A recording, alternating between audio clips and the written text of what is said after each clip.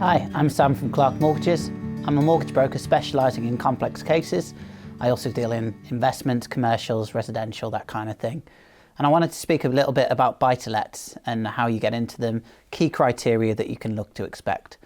The main thing to bear in mind is that buy-to-let mortgages are assessed in a completely different way to residential. Residential, we look at your income and affordability. Can you afford the mortgage for the house you're living in? Buy-to-lets are different because you're buying them as an investment with a view to renting them out. The expectation is that the rental income is then going to pay the mortgage. So we've got to look that the mortgage is going to be paid off in totality by the rental you're receiving after paying tax. Generally speaking, you're going to require a large deposit for a buy-to-let.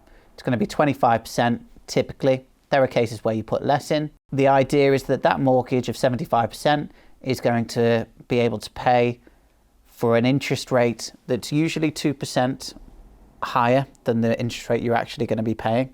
That's on a 2-year fixed, or it's going to be at the pay rate of what you're going to be paying for a 5-year fixed. The mortgages are stress tested, meaning that on a 2-year fixed rate, it's got to be affordable for the rental to cover a mortgage of 2% higher than you're actually going to be paying.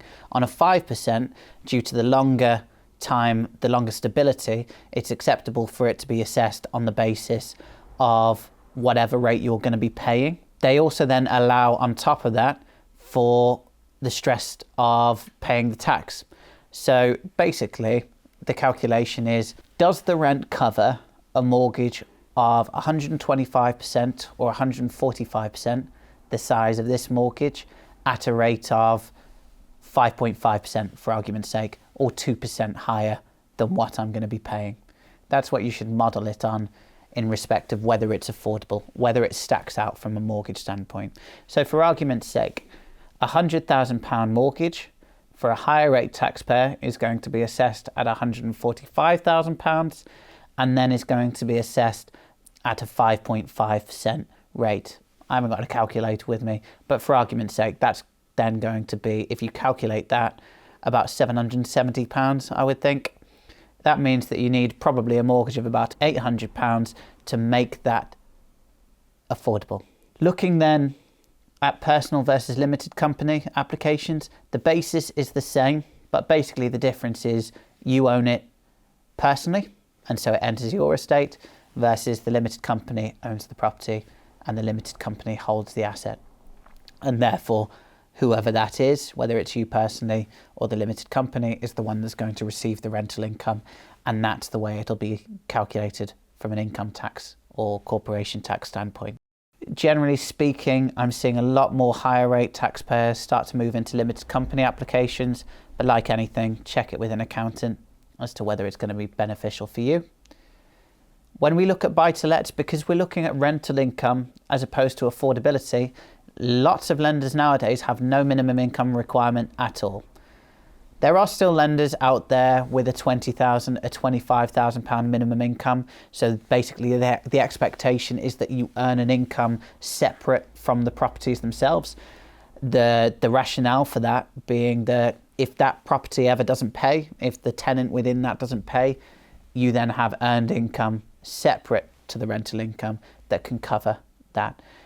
However, as the reality is more and more people are getting into property investment and making that their sole job, they're working in it as a business, it became less and less important because ultimately people look to mitigate their tax positions as long as we can see that the portfolio receives the gross rent, so the rent before any of these expenses comes off. We can generally estimate that there's going to be coverage for any of these rental voids. Rental income nowadays, as I say, with higher rates, we're moving more and more into limited company applications. The reason for that being that mortgage interest is no longer an expense. So it used to be that you would deduct the mortgage interest that you paid off the rent that you've received, and that then would be an expense for calculating your net profit. That's no longer the case. You now ignore, I believe, these mortgage interest rates when you're doing it, and instead they calculate of how much mortgage interest you've paid. They give you a tax credit in exchange, and the tax credit is 20%. That means those of you who are higher rate taxpayers, you're getting an income tax credit for 20% of the mortgage interest you've paid, but because you haven't actually had it offset as an expense, you've still paid 40% tax on that rent that you've received. Refinancing strategies for growth, you can greatly accelerate your progress by making use of the equity growth of your property. You can borrow up to 75% of the value, which means if the property increases in value over the next 2 to 5 years whilst your fixed rate comes to an end because you've done work to it or just natural appreciation of property growth, in that case you can borrow the new 75%. The difference between that and your existing mortgage at the time will then come out as a sum to you, tax-free, because it's an unrealised gain. You haven't actually sold the property, so there's no capital gains tax. That can then be reinvested into further property. So you're making use of the capital appreciation, refinancing it, and you're able to then cash flow more properties and grow faster.